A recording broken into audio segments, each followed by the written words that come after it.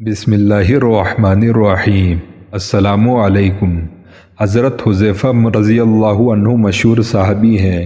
اللہ تعالیٰ کے رسول صلی اللہ علیہ وسلم نے انہیں منافقوں کے حالات بتلا دیے تھے اور وہ سارے منافقوں پر گہری نظر رکھتے تھے اور ان سے خوب واقف تھے۔ امیر المومنین حضرت عمر رضی اللہ عنہ کو ان کی بڑی عزت کرتے تھے۔ ایک مرتبہ آپ نے ان سے پوچھا کہ میرے منتخب کردہ حاکموں میں کوئی منافق تو نہیں؟ حضرت حذیفہ رضی اللہ عنہ نے جواب دیا کہ ہاں ایک ہے، مگر میں آپ کو اس کا نام نہیں بتاؤں گا۔ امیر المومنین نے فراست مومن سے اسے پہچان لیا اور معزول کر دیا۔ جب کسی شخص کا انتقال ہو جاتا تو حضرت عمر رضی اللہ عنہ پوچھتے کہ حذیفہ اس کے جنازے کے ساتھ ہے یا نہیں۔ اگر حضرت حذیفہ رضی اللہ عنہ شریک ہوتے تو پھر حضرت عمر رضی اللہ عنہ بھی شریک ہو جاتے تھے۔ حضرت حذیفہ اللہ کے رسول صلی اللہ علیہ وسلم سے بڑی محبت کرتے تھے۔ جنگ بدر میں اللہ تعالیٰ نے اپنے بندوں کو کفار و مشرکین کے بھاری لشکر پر فتح عطا فرمائی اور قریش کے بڑے بڑے سردار مارے گئے اور کچھ گرفتار کر لیے گئے۔ لڑائی ختم ہوئی تو مقتولین کی لاشیں ہر طرف بکھری پڑی تھیں۔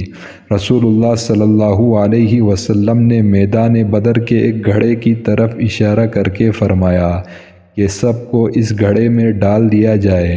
صحابہ کرام لاشوں کو گھڑے میں ڈال رہے تھے۔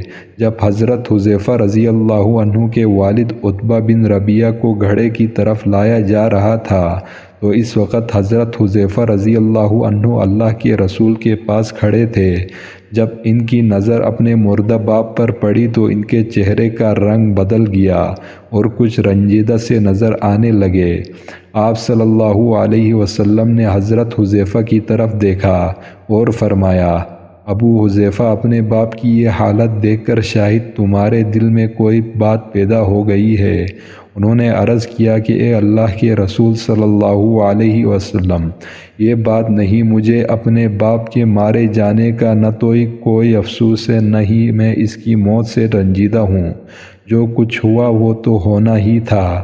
میں جانتا تھا کہ میرا باپ باشعور، علیم الطبع اور اچھی صفات کا مالک ہے، اس لیے مجھے امید تھی کہ وہ ان اونچی صفات کی بدولت ایک نہ ایک دن ضرور دولت اسلام سے مالا مال ہو جائے گا، مگر اس کے مرنے کے بعد میرے دل میں جو امید پرورش پا رہی تھی وہ پوری نہ ہو سکی۔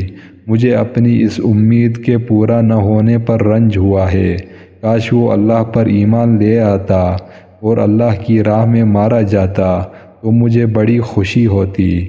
حضرت حذیفہ رضی اللہ عنہ کے دل کی گہرائیوں سے نکلی ہوئی یہ سچی بات رسول اللہ صلی اللہ علیہ وسلم کو بہت پسند آئی اور ان کے جذبہ ایمانی کی تعریف فرمائی اور دعائے خیر سے نوازا۔ انتقال کے وقت آیا تو رونے لگے اور پاس بیٹھے ہوئے لوگوں سے کہا کہ تم لوگ یہ نہ سمجھ لینا کہ میں موت کے خوف سے رو رہا ہوں یا مجھے دنیا کے چھوٹنے کا غم ہے۔ میں تو اس لیے رو رہا ہوں کہ میں نہیں جانتا اللہ مجھ سے راضی ہے یا ناراض۔ اس کے بعد فرمایا کہ میرے مولا، تجھے معلوم ہے کہ میں تجھ سے محبت رکھتا ہوں، اس لیے اپنی ملاقات میں برکت عطا فرما۔